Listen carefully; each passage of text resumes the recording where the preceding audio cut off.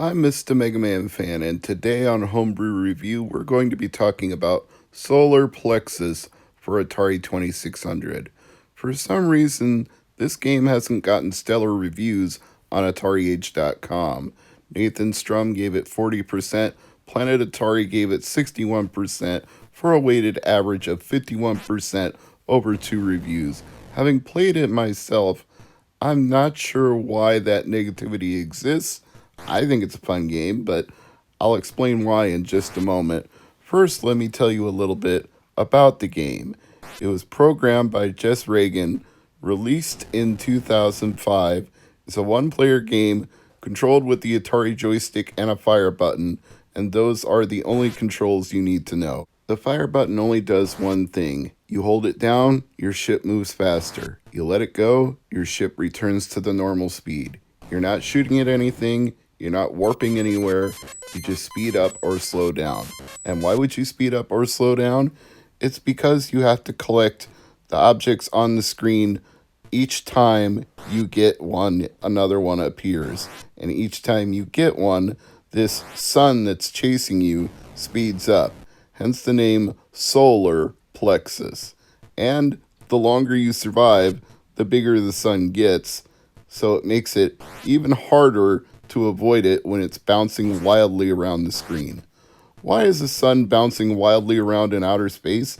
Maybe it's circling a black hole. I don't know how to explain that. I will just read you what the description is on AtariAge.com, and if it makes more sense to you than what I'm saying, then go with that. Ahem. What starts out as a routine hunt for salvage in the far reaches of the galaxy turns into a white-knuckle fight for survival in Solar Plexus, the first Atari 2600 release by independent game developer Just Creations Company. It'll take sharp reflexes to keep your star skimmer full of fuel and away from the wildly unpredictable artificial sun, which threatens to make every move your last. Well, there's a partial explanation. It's not a regular sun, it's an artificial sun. So think of it more like a hostile creation which has seen you reach its planetary orbit and decides you're an intruder, you don't belong here, and since I'm not stuck in orbit around the planets, I can move down and chase you and get you out of here. But back to Atari Age for more details. Ahem. The solar plexus increases in speed and mutates into new, more dangerous forms as you continue to play. If one fiery orb bouncing around the screen wasn't hard enough for you to handle, just wait until you have to deal with 2 or even 3 of them. Only the best players will last long enough to witness the final form of this relentless foe.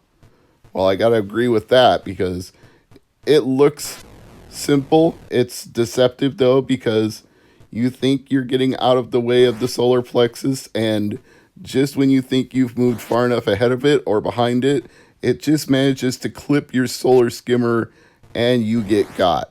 And it gets increasingly harder to avoid it as it speeds up because even when you think you know the bounce and you can time it, if you don't speed up or slow down fast enough to skip by it before it comes your way, then you're still going to get got.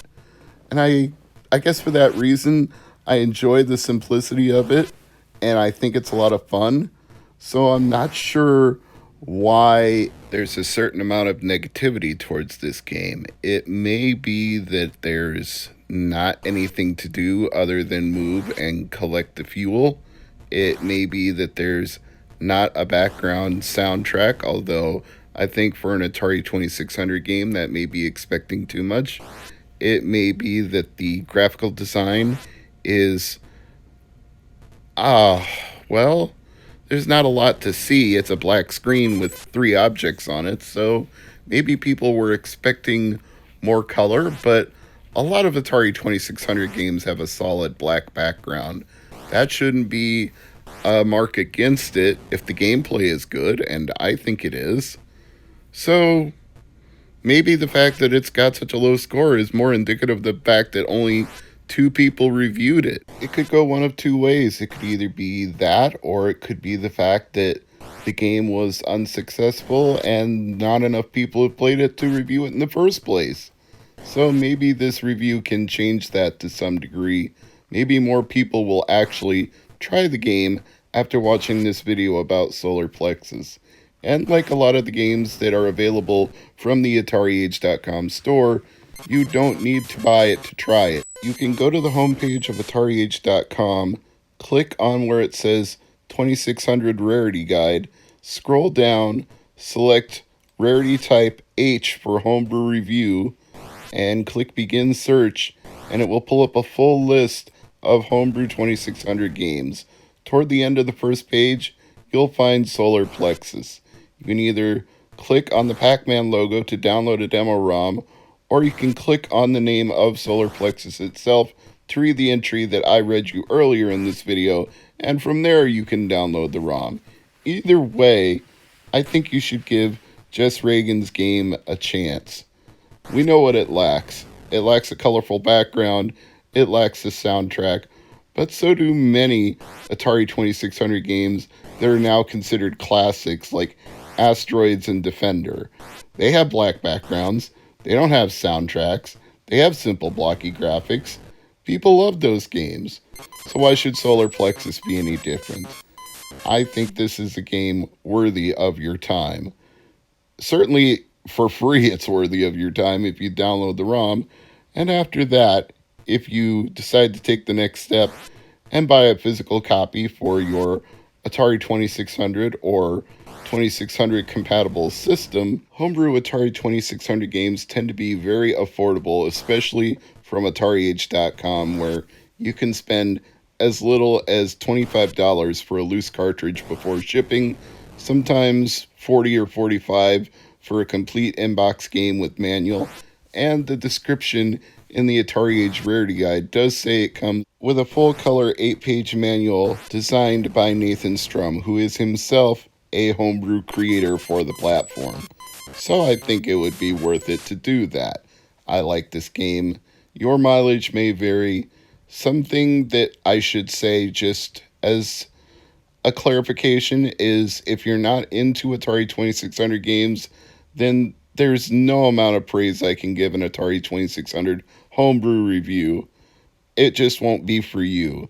If you can't go beyond NES back to Intellivision, ColecoVision, or Atari 2600, then of course, nothing like this is going to be your cup of tea.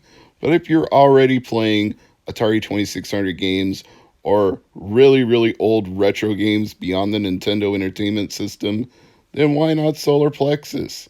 It's equally up there with other homebrew games for this platform that are simple yet addictive.